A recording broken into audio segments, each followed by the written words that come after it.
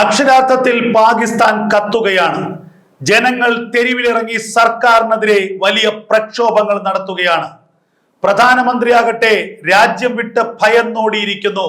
രാജ്യത്തിന്റെ അധികാരം പിടിക്കാൻ സൈനിക മേധാവി അസീം മുനീറിന്റെ അട്ടിമറി നീക്കം.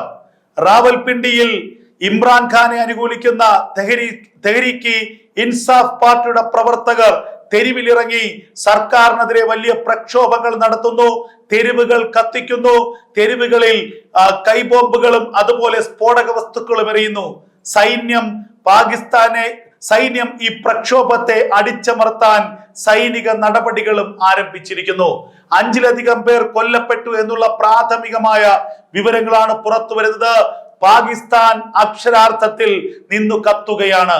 പാകിസ്ഥാനിലെ ജനകീയ ഭരണകൂടത്തെ അട്ടിമറിച്ച് സൈനിക ഭരണകൂടം സ്ഥാപിക്കാൻ അസീം മുനീറിന്റെ നീക്കം, അതിനെ മറികടന്നുകൊണ്ട് പാകിസ്ഥാന്റെ പല ഭാഗങ്ങളിൽ പ്രതിപക്ഷ പാർട്ടികൾ ഒന്നടങ്കം, പാർട്ടിയുടെ പ്രതിനിധികൾ ഒന്നടങ്കം തെരുവിലിറങ്ങാൻ പോകുന്നു എന്നുള്ള വാർത്തകളാണ് പുറത്തു വരുന്നത്.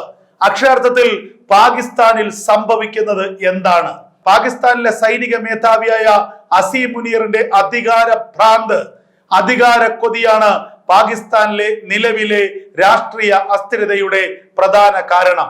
ഭരണഘടനാ ഭേദഗതി നടപ്പാക്കിക്കൊണ്ട് ചീഫ് ഓഫ് ഡിഫൻസ് ഫോഴ്സ്, അതായത് സൈനിക മേഖലയുടെ തലതൊട്ടപ്പനായി സ്വയം വാഴിക്കുകയാണ് അസീം മുനീർ ചെയ്തിരിക്കുന്നത്. ഇതിന് ഭരണഘടനാ ഭേദഗതി നടപ്പാക്കി. ഭരണഘടനാ ഭേദഗതി നടപ്പാക്കിയതോ പ്രധാനമന്ത്രിയായ ഷഹബാസ് ഷെരീഫിനെ തോക്കിൻ മുലയിൽ നിർത്തിക്കൊണ്ടാണ്.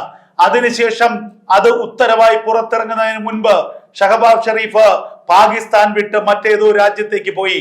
നിലവിൽ ലണ്ടനിൽ അഭയം പ്രാപിച്ചിരിക്കുന്നു എന്നുള്ള വാർത്തകൾ പുറത്തു വരികയാണ്. എന്നാൽ ഇനി ഷഹബാസ് ഷെരീഫ് പാകിസ്ഥാനിലേക്ക് മടങ്ങി വരില്ല എന്നുള്ള അഭ്യൂഹങ്ങളും പരക്കുന്നു. മടങ്ങി വന്നാൽ ഈ ഉത്തരവിൽ, അതായത് അസീം മുനീറിനെ ചീഫ് ഓഫ് ഡിഫൻസ് ഫോഴ്സിന് ആക്കിയിട്ടുള്ള ഉത്തരവിൽ ഒപ്പിടണം. അത് ആത്മഹത്യാപരമായിരിക്കുമെന്ന് ഷഹബാസ് ഷെരീഫിന് കൃത്യമായി അറിയാം. ആദ്യം കൈവിലങ്ങിടുന്നത് അസീം മുനീർ, ആദ്യം കൈവിലങ്ങ് ഇടുന്നത് അത് ഷഹബാസ് ഷെരീഫിനെ തന്നെ ആയിരിക്കും. അത് തിരിച്ചറിഞ്ഞുകൊണ്ടാണ് ഷഹബാസ് ഷെരീഫ് രാജ്യം വിട്ടോടിപ്പോയത്. ഇതിനിടയിൽ ഇന്ത്യൻ അതിർത്തികളിൽ വലിയ സൈനിക വിന്യാസം പാകിസ്ഥാൻ നടത്തുന്നു എന്ന വാർത്തകൾ പുറത്തു വരികയാണ്. ഇന്ത്യയാകട്ടെ അത് കൃത്യമായി മനസ്സിലാക്കുകയും പാകിസ്ഥാൻ അതിർത്തിയിലേക്ക് ഇന്ത്യയുടെ സൈനിക നീക്കങ്ങൾ ആരംഭിക്കുകയും ചെയ്തിരിക്കുന്നു. ബ്രഹ്മോസും റഫാലും തയ്യാറായിരിക്കുന്നു. പാകിസ്ഥാന്റെ ഏതെങ്കിലും പ്രകോപനം ഉണ്ടായാൽ പാകിസ്ഥാന്റെ അതിർത്തി കടന്ന് ഇന്ത്യയുടെ ആക്രമണം ഉണ്ടാകും. അസീം മുനീർ എന്ന കൊടും കുറ്റവാളിയായ സൈനിക മേധാവി പാകിസ്ഥാന്റെ ഭരണം പിടിക്കുന്നതിന് മുൻപ് ഇന്ത്യയുടെ സർജിക്കൽ സ്ട്രൈക്ക് ഉണ്ടാകുമെന്നുള്ള വിവരങ്ങൾ പുറത്തു വരികയാണ്. പാക് അതിർത്തിയിലെ പാകിസ്ഥാൻ പ്രകോപനത്തിന് ചുട്ട മറുപടി നൽകാൻ ഇന്ത്യ സൈനിക നീക്കങ്ങൾ, രാജ്യത്തിന്റെ വിവിധ സൈനിക ക്യാമ്പുകളിൽ നിന്ന് സൈന്യത്തോട് തയ്യാറാകാനുള്ള നിർദ്ദേശം ലഭിച്ചിരിക്കുന്നു. പല മേഖലകളിലെ സൈനിക ക്യാമ്പുകളിൽ നിന്ന് സൈനികർ ഇന്ത്യൻ അതിർത്തികളിലേക്ക്, ജമ്മു കശ്മീരിലേക്ക്, ഡൽഹിയിലേക്ക് നീങ്ങാനുള്ള നീക്കം ആരംഭിച്ചിരിക്കുന്നു.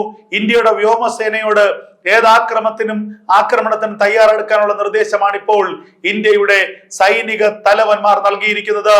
പ്രധാനമന്ത്രി നരേന്ദ്രമോദിയും ആഭ്യന്തരമന്ത്രി അമിത്ഷായും പ്രതിരോധ മന്ത്രി രാജ്നാഥ് സിംഗും ഇന്ത്യയുടെ മുഖ്യ സുരക്ഷാ ഉപദേഷ്ടാവ് അജിത് ഡോവലും തമ്മിലുള്ള നിർണായക കൂടിക്കാഴ്ച ഇന്നുണ്ടാകുമെന്നുള്ള സൂചനകൾ പുറത്തു വരുന്നു. പാകിസ്ഥാന്റെ പ്രകോപനമുണ്ടായാൽ പാക് അതിർത്തി ആക്രമിച്ചില്ലാതാക്കാൻ ഇന്ത്യയുടെ കർശനമായ നീക്കം. പാകിസ്ഥാനിലെ രാഷ്ട്രീയ പ്രതിസന്ധി ഇന്ത്യ കൃത്യമായി നിരീക്ഷിക്കുകയാണ്. പാകിസ്ഥാനിലെ രാഷ്ട്രീയ പ്രതിസന്ധിയുടെ മറവിൽ ഇന്ത്യയിലേക്ക് നുഴഞ്ഞു കയറാനുള്ള ശ്രമങ്ങൾ ഉണ്ടായാൽ പാകിസ്ഥാനെ അടിമുടി തീർക്കുമെന്നാണ് ഇന്ത്യയുടെ പ്രധാനപ്പെട്ട മുന്നറിയിപ്പ്.